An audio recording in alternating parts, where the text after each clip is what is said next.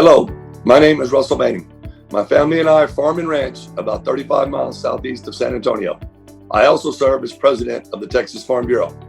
FFA students have been through a lot in recent months, with school and many of your activities either moved to virtual or canceled completely. I know that these disruptions have been challenging. Your experiences in FFA are not unlike those that Texas farmers and ranchers have faced.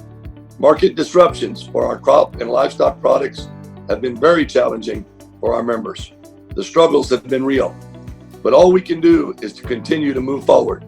I would encourage you to keep learning and growing as an FFA leader. Stay focused on your goals and development. Texas agriculture is moving forward as well. We are still committed to continue to grow the food, fiber, and fuel that all of us depend on daily. So I wish you the very best at this virtual Texas FFA convention and in the days ahead. Thank you for listening.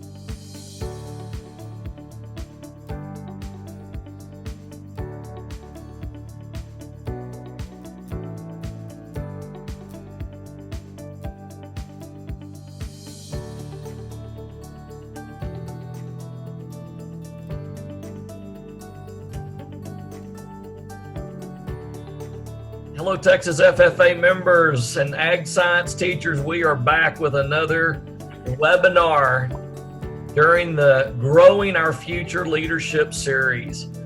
We've brought together subject matter experts, both from the great state of Texas, nationally, and now we are expanding to an international footprint. So we're excited about today's guest. What an incredible panel. I can tell you, as somebody who is always trying to watch and keep up with trends, which there's no way that I could ever do, these guys, this group right here is just an extraordinary panel of experts in technology. But the other thing that they bring to the table is they all have expertise in agriculture.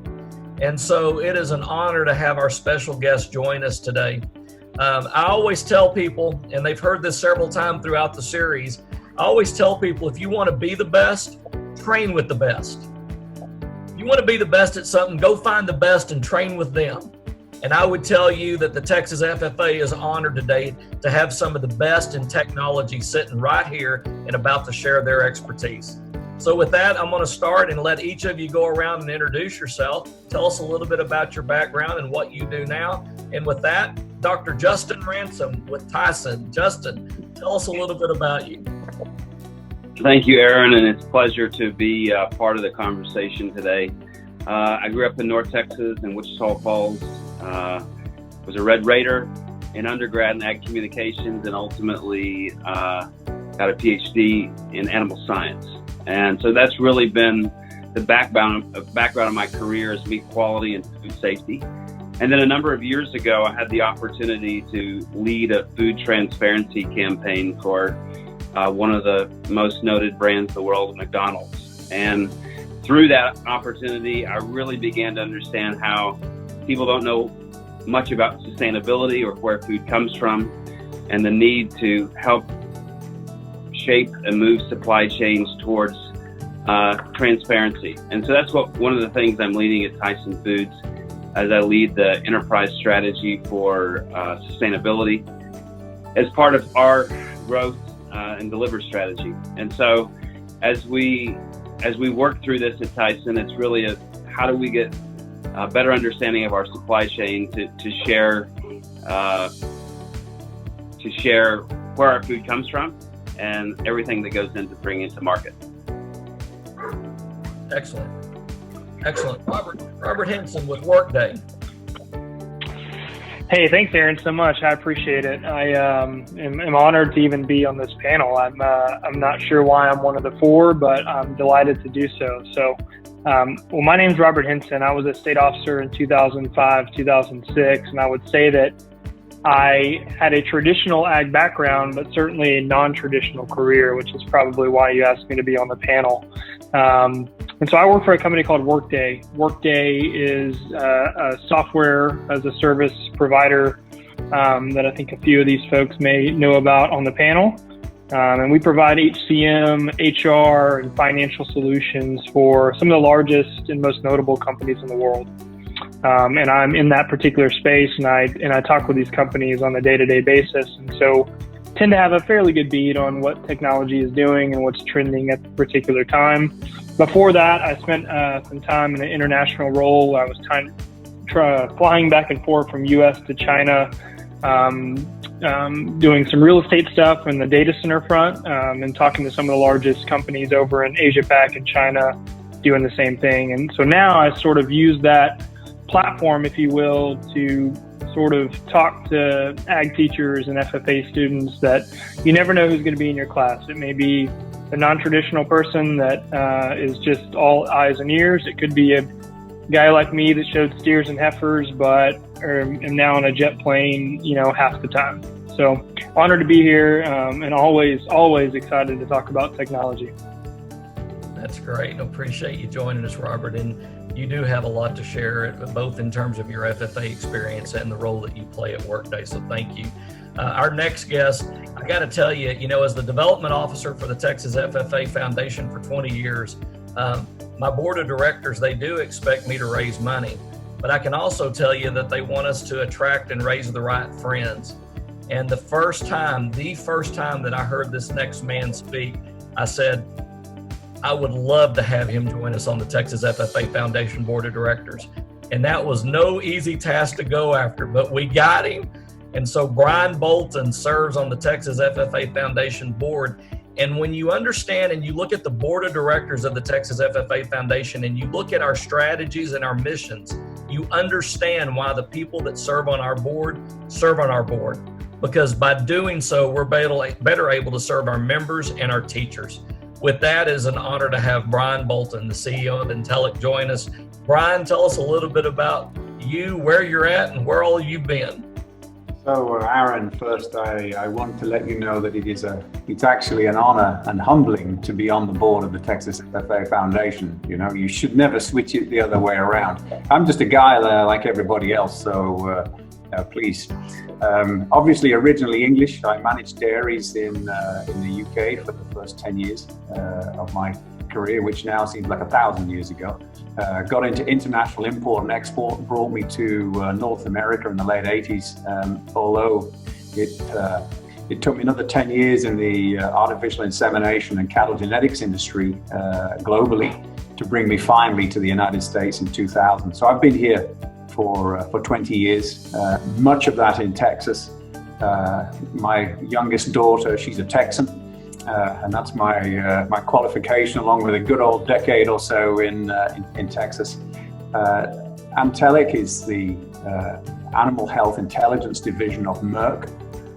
As of April last year, we are a team of about 9,000 people globally. We are dealing with identification, traceability, and animal health monitoring of protein production, animal-based protein production, as well as companion animals. And in that animal-based protein production, I look at beef, dairy, I look at pork, I look at sheep, I look at aqua. We touch about on the identification and monitoring side, about 500 million animals per year globally.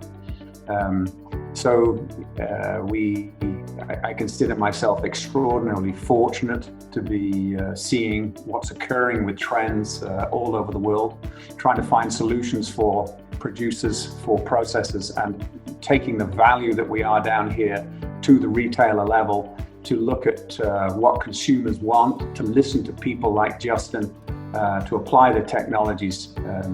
It's an extraordinarily exciting time. I know that COVID has created different challenges, but all it'll do is emphasize some of the great trends that we have in agriculture and the need to sustainably feed the population. And technology is a tool to do that. So I'm delighted to be asked to be part of this panel, Aaron.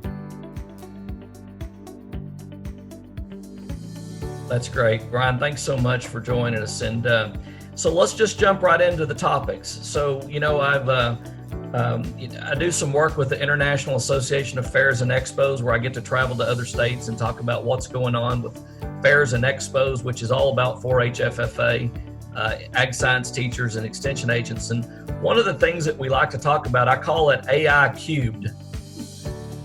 And when we say AI to most of the ag folks that we deal with, like in the classroom right now, I guarantee you the majority of students and teachers will go, well, that's artificial insemination. But I guarantee you that in Robert Henson's world, if you say the word AI, it means something completely different. But I think the one thing that we all agree on is that we need more agricultural information. So that's why I say it's AI cubed. So let's start off by talking about, and I don't want to pigeonhole us, so please don't let me do this, but let's start out by just talking about this thing that we call artificial intelligence. Just in the world of technology, how influential is that when it comes to operations, to careers, to the food chain? I mean, Justin, start us off and tell us a little bit about how this technology is affecting us. Yeah, I think, we're an 80-plus-year-old company that was born analog. And the question is, how do we become digital? And we're working with a lot of producers in the supply chain that are still functioning daily in an analog world. And so I think one of the interesting things that we're trying to unlock is how do we connect digital to the analog world and vice versa. And I think there's a lot of enabling technologies that I know Brian can really go in depth on. But the opportunity to be able to unlock our business with data that's out there that we really, we're data rich and knowledge poor. And so how do we take big data that we have across our enterprise from farmers that are raising birds for us, or farmers that are growing corn that are fed to the birds or fed to the cattle that are in our beef business. There's a lot of opportunity to share information in this digital world. And I think the biggest challenge we have is how do we make sense of all the information that's out there? And so I think machine learning and artificial intelligence is certainly a pathway to do that, and certain things that we're interested in as we try to understand more. The same is true on the consumer side. There's a ton of information on the consumer side that we're just now getting access to with the digital platforms that we're starting to embrace. And so as we look into this, whether it's through consumer purchasing or whether it's digital mining or work that's happening in social, whatever avenue it is, the opportunity is there. We just have to take advantage of it. Good. Robert? Yeah, I think that's a great question. I have multiple different thoughts when it comes to that. I guess since this may be seen in the classroom, I think let's first talk about the difference between artificial intelligence and machine learning. So in the broader sense of that, artificial intelligence says that we have multiple computers and multiple systems, and I'm very much simplifying this, but it is thinking for itself. It's using predictive technology. It's doing all of these things for itself, whereas machine learning says we ought to be able to give a system or a computer or a server or an application its own thought and its own way of learning based on prior examples and information feeding into it. And so I'm always sort of talking to folks about, so it's funny, Justin says that, I'm talking to companies all the time about how are we living in 2020 and you're just now talking about AI and ML when really you should be talking about blockchain and augmented reality and edge computing. And that's not to scare anyone whatsoever. That just shows us that that's how fast technology changes, right? And so that's what I would tell ag teachers and students is to just embrace it the more that we can. I personally believe that as technology increases, we actually do become more human. Let's not be afraid of, machines learning behavior. Let's not be afraid of what's to come with artificial intelligence and all the other things that we are doing. We're going to be able to be more human. Aaron, you've heard me use this example. I have two little boys at home, a 4-year-old and a 3-year-old, and I'm not scared to run my Roomba. I tell Alexa to clean the dining room, and Roomba uses machine learning to say, we've looked at Robert's house, we know where the table is, we know where the chairs are, we know the difference between this large object, Lego, and this small object, crumb, and we're going to pick that up and we're going to do that. And because of it, I don't have to spend time vacuuming, or my poor wife doesn't, and we can spend time being humans and hang out with the kids. So that doesn't really answer your question, but at least that's a good way to kind of start to help them understand the difference between AI and ML and how it's empowering our life. Wow, that's great. And I've had the pleasure of hearing Robert speak. So teachers in the North Texas, Dallas-Fort Worth area, I tell you, if you ever are looking for a great speaker, Robert Henson, he delivers not only on leadership, but just on connecting agriculture and technology to career and to other opportunities down the road. No doubt, Brian, you've got a global perspective on how this technology is applied. So give us your take on artificial intelligence. I think that, to me, first, don't be frightened of the words in any way, stretch of the imagination, and don't be frightened of technology. But I think back to what Justin and Robert said, we don't want technology for technology's sake. I look at it from two ends, from the consumer end, and I look at the needs from the producer end. And when we're teaching, we tend to be teaching about how to produce.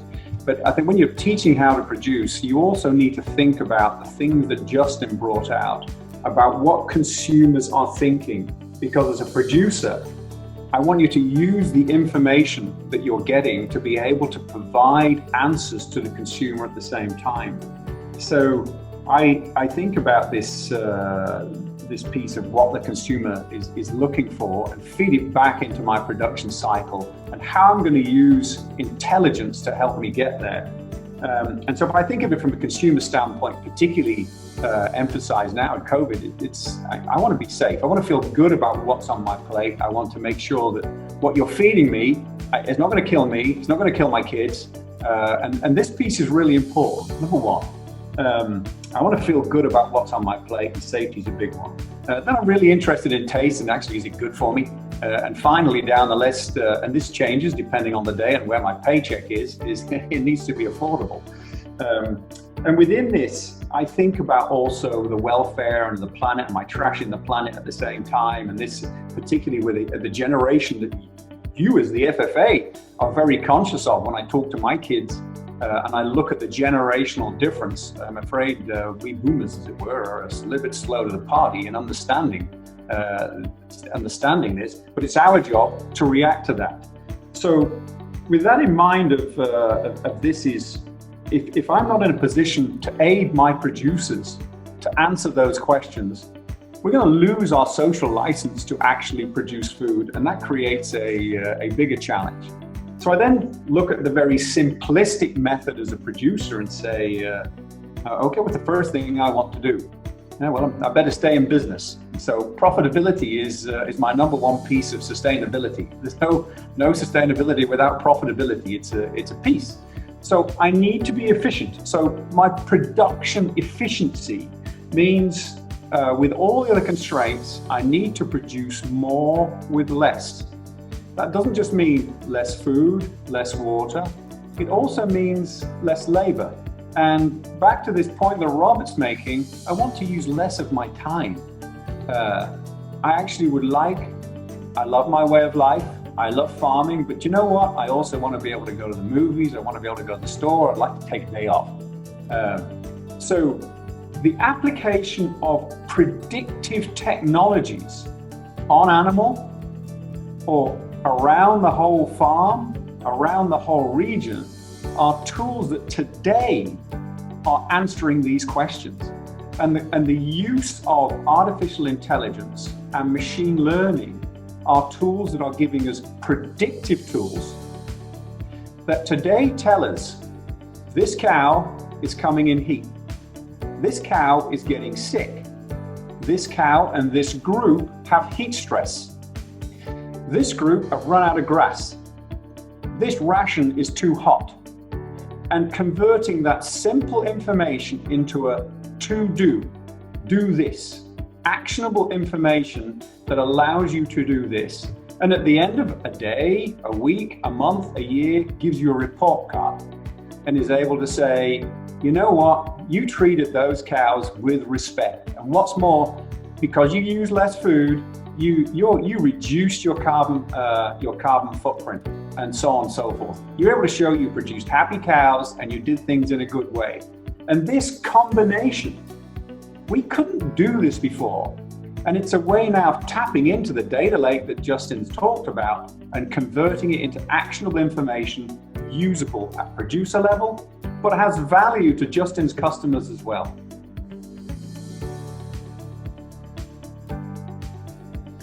One of the, by the way, that y'all are just blowing me away. I hope every kid that's sitting in the class right now I hope their hands getting tired from taking notes. Well, that'd be me. My hand's tired from taking notes. They're probably typing it in or speaking it in their phone. But the one thing that really stands out to me in this dialogue and everything that I'm hearing, I want to throw this out there, and then I want to hear y'all talk about it. I always like to say there's early adopters, late adopters, and forced adopters. The kids are the ones that are at the table first. My 6-year-old grandson, Liam, he can pick up any mobile device, scroll through it, close things, take text down, whatever. He knows how to navigate that. He's no question an early adopter. There's late adopters and forced adopters. My favorite forced adopter story, if y'all don't mind me sharing, is a friend of mine here in North Texas was asking me about the red box stores or the red boxes. And he asked me if there was any red boxes where he could get a VHS tape. So I had to explain to him that that's an example of a forced adopter because that doesn't exist anymore. So early adopters, late adopters. Okay, we know that our young people are early adopters, but here's where I need y'all to kind of fill in some blanks. It's like walking into a room and turning the lights on. As long as the lights come on, everything's good. I don't have to worry about the engineering, the electricity, the bills. As long as the lights come on, life is good. And when it comes to technology, I think as long as they pick it up and it's right here and it works, they might not be thinking about all of the opportunity steps, science, marketing, and everything that goes into this right here. In the transfer of information, the utilization of AI, artificial intelligence. So I'd like to kind of turn it to that and just say, Justin, if you were coaching some kids about learning to pay attention, learning to be aware of what technologies are around you, and then how to capitalize on those opportunities, what might that sound like in your world? Good question. I think a comment first.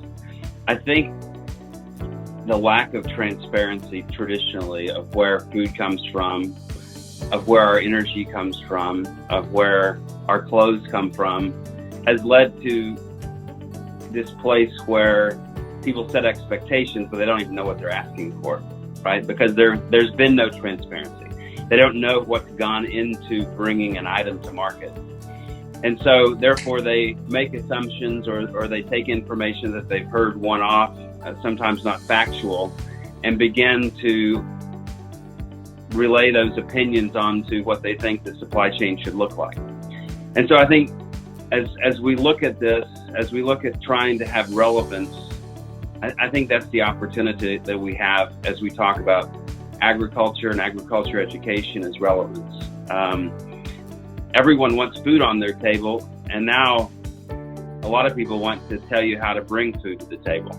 And so I think transparency in how in what we're doing and how we bring food to the table is critical for people to feel good about food.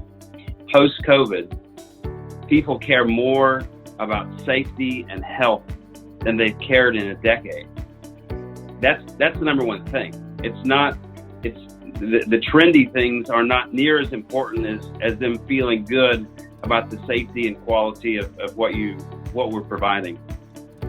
And so I think, I don't know if I'm answering your question or not, but I think transparency is really the mechanism to relevance. And we have to have that. A couple of people talked about blockchain or blockchain type technology. We have the capability today to be able to tell every input that went into an animal, went into a bird, all the way until it gets to market, right? We have the capability to do that today, but we haven't linked our supply chain information together because there's this hesitance to.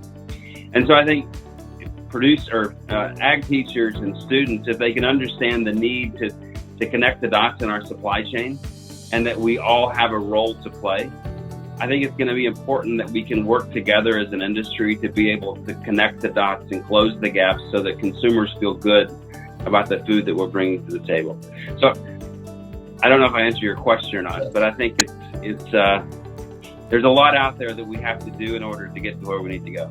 Okay, stay there. Don't leave me yet. So I'm going to jump in here because I'm going to tee this up for Robert and for Brian as well. Justin, when you, by the way, you're absolutely correct. So I'm a sophomore, I'm a junior. I'm sitting here and I'm listening to you say exactly what you just said about this thing called blockchain. I'm not really sure what that is, but I do. I'm saying they might not understand what blockchain is. Right.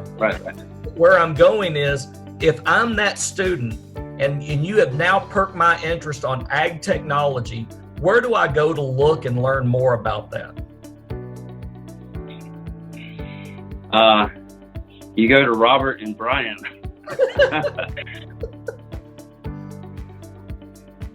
I think there's a lot of sources, right? I think certainly in universities, this is front and center. You might have to go outside of a traditional agriculture channel, right? I realize that that's something that traditionally it's not comfortable for people to get out of the channel they're familiar with. But I would challenge students to get out and find the things if they have a passion for technology and try to figure out how do we apply it to agriculture. I don't know. I don't know the answer to your question. I'm sure Brian and Robert have better answers. Well, you're going down the path that I was wanting us to go down, and that's, I want to stimulate thought. I want the teacher thinking, because at the end of the day, I mean, the one thing that we always tell the teachers and the students is, if you can't think big, you can't teach big. If you can't think big, you can't inspire big. If you can't think big, your students will never be big. So these are big thoughts. In my world, I would tell you these are big thoughts. And so now, just like solving these solutions of the supply chain and food chain, we're also kind of supplying some of the knowledge chain here. So that's the reason why I think this webinar is so successful. But Robert, give us some examples of how you think we could help kids connect to some of this information. Yeah, well, I agree with everything Justin said. And I think you actually kind of stole my thunder, Aaron, with think big, with thinking big. The answer to your question, if I'm a student sitting in the classroom today and I'm listening to this panel discuss about technology, my answer to you on going to find out about technology is any publication that doesn't have to do with ag.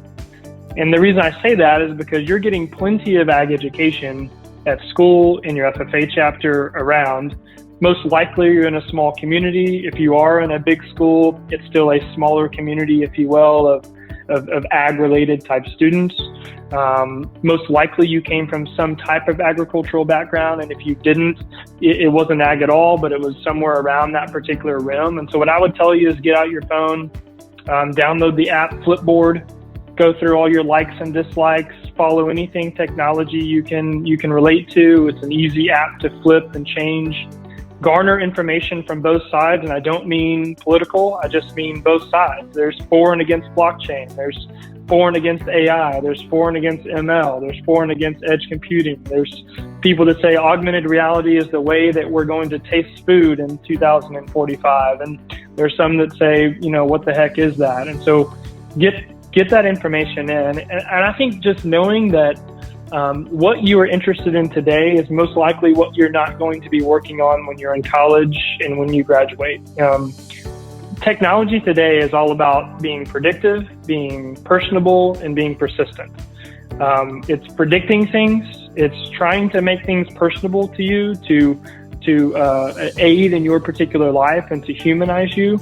And it's constantly being persistent. It's why Alexa reminds me to have breakfast or drink water. It's why I get in my truck and it automatically tunes it to a radio station that it thinks that I might be listening to at that particular time, right? That's all being personable and persistent. And so just open up your ears, think about it. And the last little plug I would say is that as a teacher, just know that if you aren't shaping the minds of your students in ag, someone else is. You're spending way more time with those students than the math teacher is, or the English teacher, or even the football coach. You're taking them on bus rides, you're meeting them for breakfast, for competitions, for record books, etc., and the list goes on and on. You know all that you do. And so you have really the ability to shape those minds. And so what I would encourage you to is embrace technology. You do the same thing that the students are doing, and that will all be much better, I can assure you.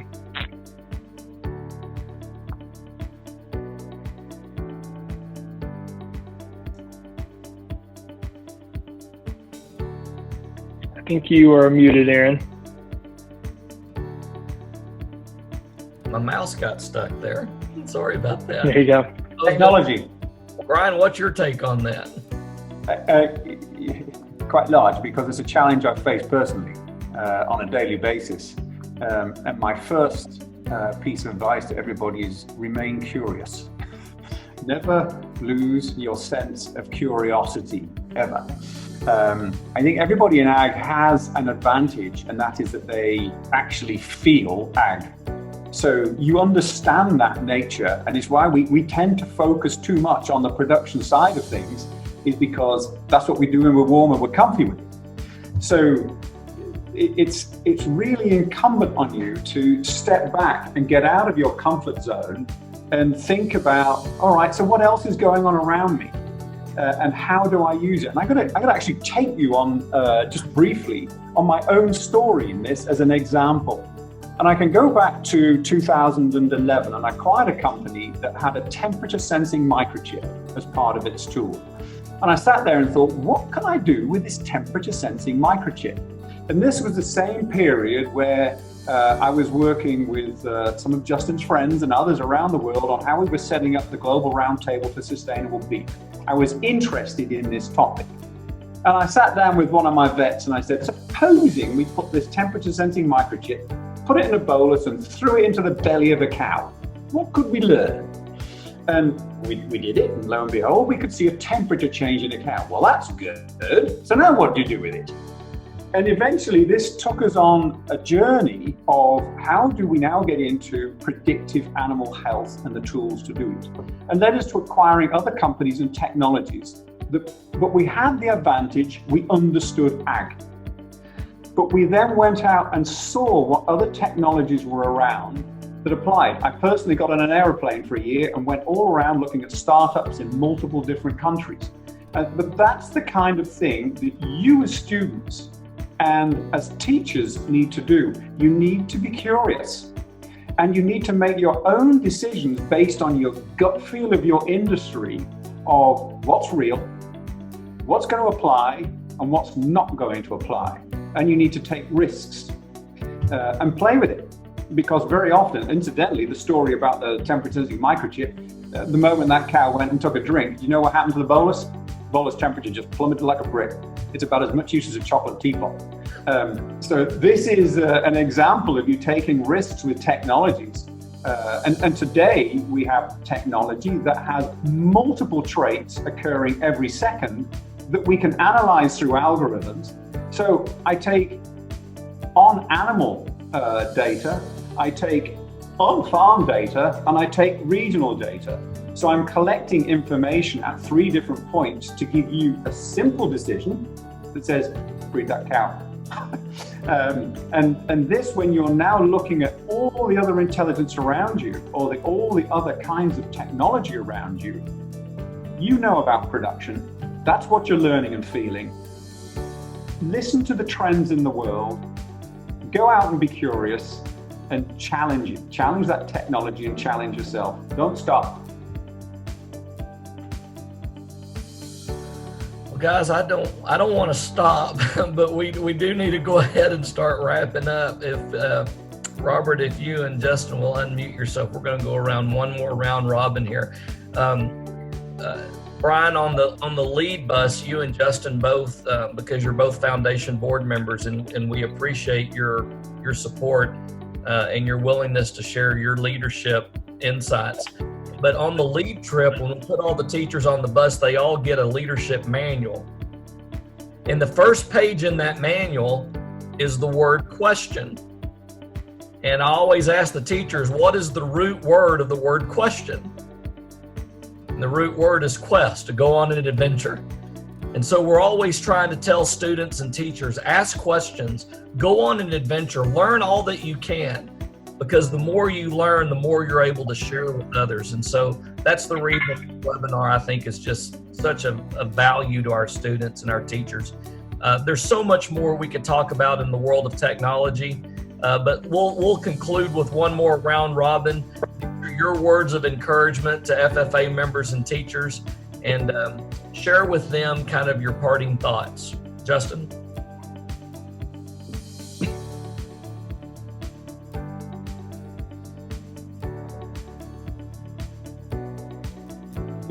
Yeah, thanks, Aaron. Again, it's an honor to be able to be a part of this conversation. I was a simple farm kid, grew up in North Texas. Like many others, didn't really know what the world had to offer. I've been blessed with people that believed in me that I could do things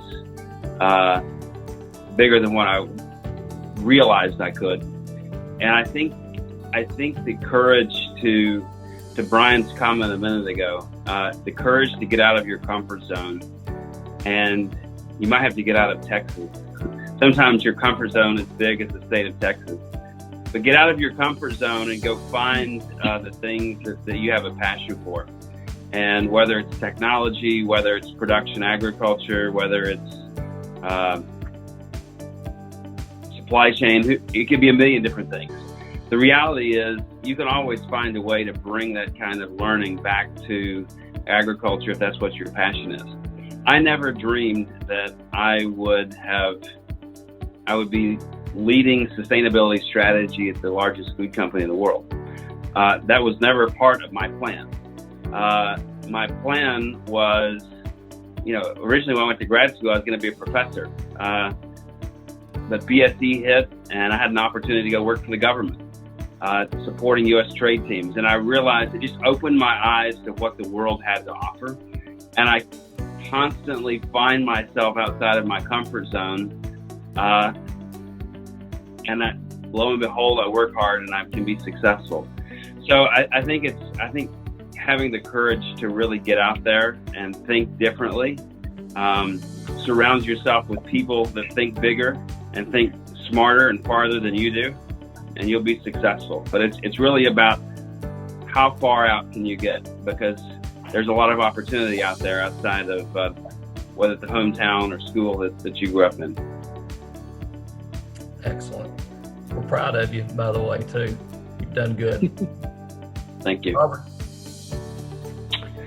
Yeah, very similar story. I think, more specifically, just to address the students, I was a small town kid, grew up in, a town of 1,532 people, grew up in a ranching type family with a brother and sister that, did FFA and 4-H the whole way through. And so I grew up in that town, somewhat always knowing that I'm not sure what I want to do. I enjoy agriculture. That's my passion, but is that really what I want to do? And so I remember accepting an offer at Texas A&M, and I did what every other FFA kid does, and I registered in animal science.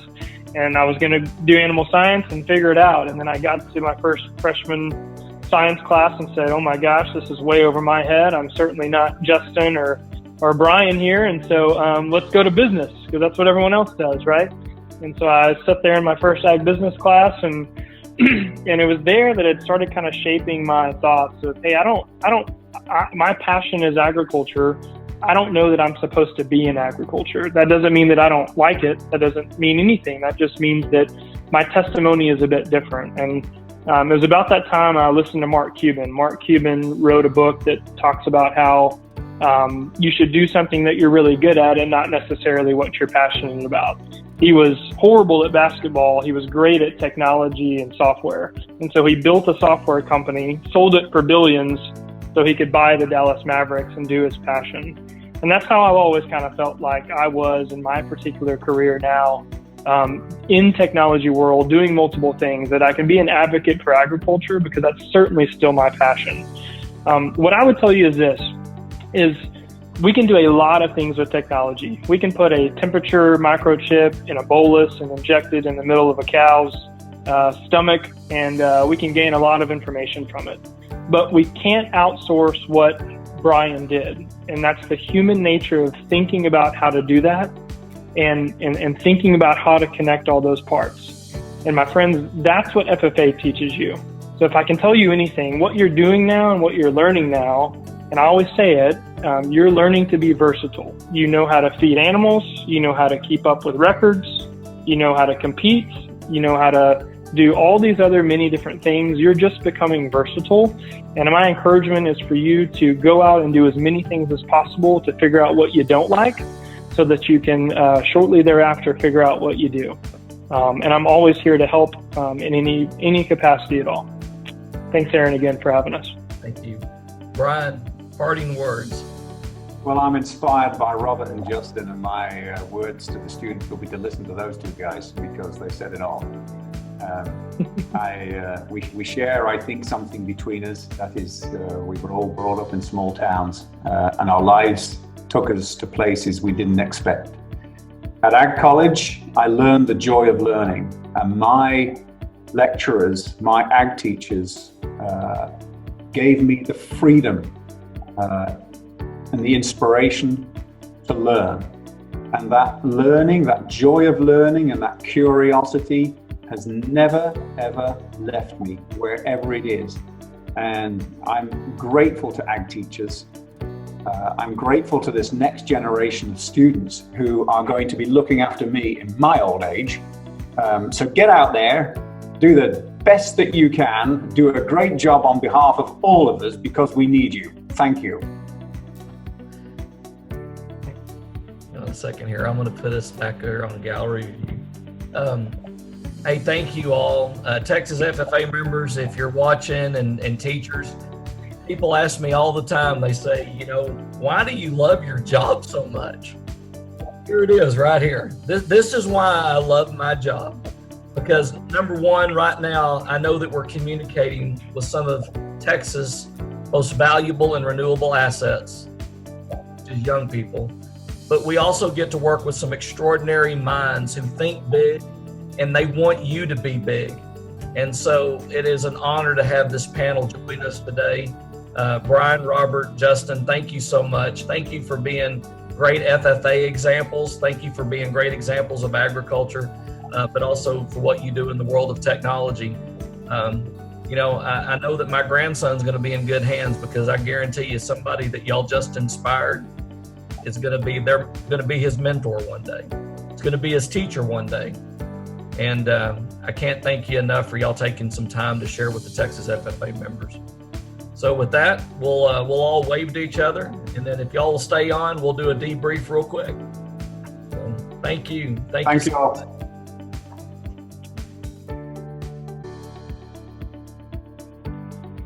BASF supports the Texas FFA because this is You Are Our Future of the Agricultural Industry. We know we need well-rounded students to be the next generation of leaders in agriculture, whether they work in research and development, marketing, on a farm or ranch, as a golf course superintendent, a greenhouse nursery grower, or even in the classroom. Sharing our industry now with the future leaders is how we can ensure success for generations. Texas proud, FFA proud, BASF proud. Hey, Texas FFA members, be sure to tune in for the 92nd Annual Texas FFA Convention. Strive for greatness. Strive to be great. We know you are. Hey, while you're at convention, be sure to check out the Foundation's virtual scavenger hunt. We're going to be giving away a $1,000 award scholarship every day from the students who get all of the scavenger hunt questions correct. So be sure to take a chance. Go to mytexasffa.org. Good luck.